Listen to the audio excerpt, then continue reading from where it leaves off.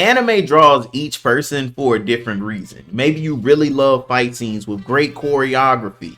Maybe you like world building that takes you to places that you've never been before so that you can escape from this lame world we live in.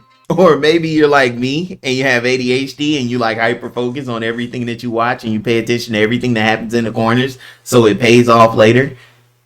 Yeah, maybe that's why. I don't know. Whatever your reason is, that's mine.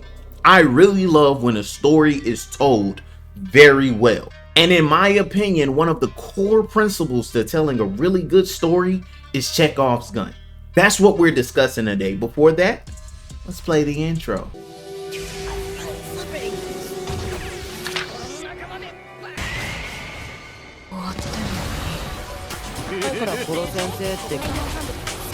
Do you find vengeance evil? What's your value of friendship?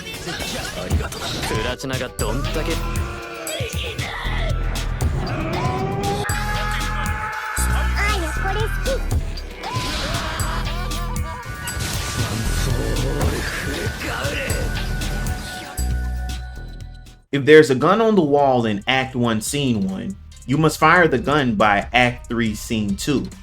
If you fire a gun in Act 3, Scene 2, you must see the gun on the wall in Act 1, Scene 1. That statement was the building blocks of what we know to be now Chekhov's gun.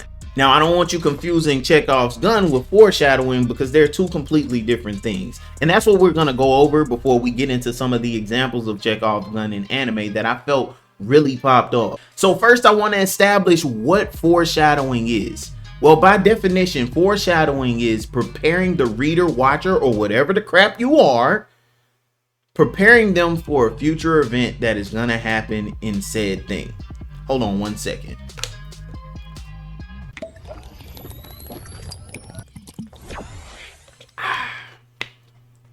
But before we go any further, I want to establish there will be mild spoilers for these two animes. That's Attack on Titans and One Piece, specifically for the Arlong Park arc. So if you've gotten that far, you're free to stay. So a good example of foreshadowing is from the Attack on Titan series.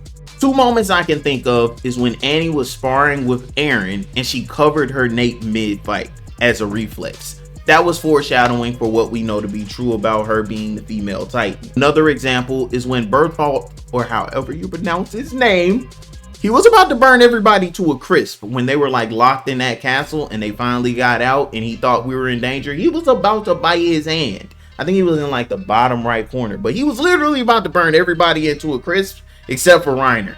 Now that we know he was the colossal Titan, like that's kind of crazy, right? But we know that those things were foreshadowing and not Chekhov's gun because they were preparing us for a future event. Now, what's the difference with Chekhov's gun? So to put it simply in my terms, Chekhov's gun is the utilization of everything that you have placed in front of the viewer, watcher, or reader. Meaning nothing's here for no reason. Meaning nothing is here for no reason. Nothing happens for no reason. All of it matters. All of it is important to something or someone. But there are two important pieces to Chekhov's gun. That's the setup and the payoff. And the thing that I think separates it from foreshadowing is with foreshadowing, it's always pushing you towards the main focus of the plot. But sometimes Chekhov's gun is literally setting up something and then the payoff. It's not always connected to the whole plot and everything that is going to happen going forward. A perfect example of Chekhov's gun being utilized like this is a scene in Avengers Endgame where Tony was playing paper football with Nebula.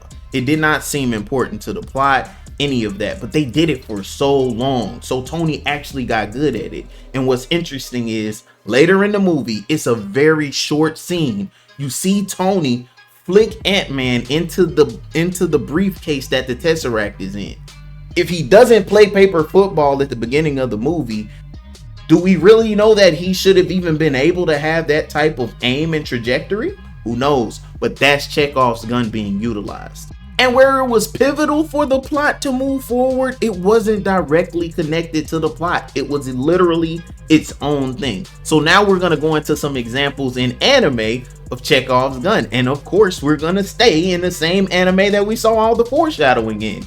Attack on Titan. The first example that we're going to look at is actually Annie and her ring on Attack on Titan. In the scene that it was revealed that Annie was the female Titan, after a lot of detective work by the goats, you know what I'm saying? It's shown that she's about to bite her hand to transform, but everyone tackles her to keep her from doing that. They even gagged her hand. Well, then she flips open a compartment on her ring and stabs herself so that she can transform. And that is not Chekhov's gun. Were you not paying attention? I told you it has to be a setup and it has to be a payoff. Honestly, I thought it was Chekhov's gun until I realized we never saw her with her ring before that scene. Therefore, it cannot be Chekhov's gun is actually another name for that, but we're going to discuss that in a whole nother video. So don't even worry about that. But I do have to use the restroom right now. Now that's an example of Chekhov's gun. If you noticed earlier, I risked all my viewers and anybody who might be interested in this video to sit there and drink water in the middle of the video. But that was Chekhov's gun being set up. The payoff is I ended up having to use the restroom eventually. That is how Chekhov's gun works. So now let's actually go over a real example of Chekhov's gun, which will be the Titans in the Wall. In episode 25 of the anime, Annie was trying to escape, and Mikasa cut her down to keep her from getting away. Well, in the process, Annie damaged the walls, which revealed that there were Titans in the walls. Set up. The gun is cocked. We're here now. Now the thing is, the gun still has to go off.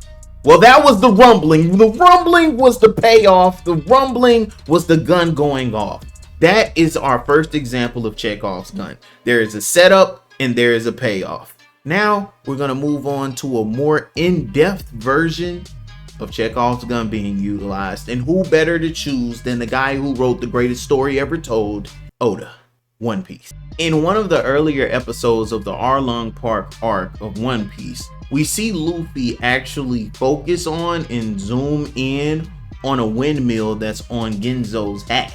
That's the setup. Now the payoff is where it gets interesting. One of the payoffs that we end up seeing is Luffy actually utilizing what he saw with the windmill for an attack that he does later that actually gets him caught at the bottom of the ocean. I don't really want to talk about it, but look, that was the gun going off.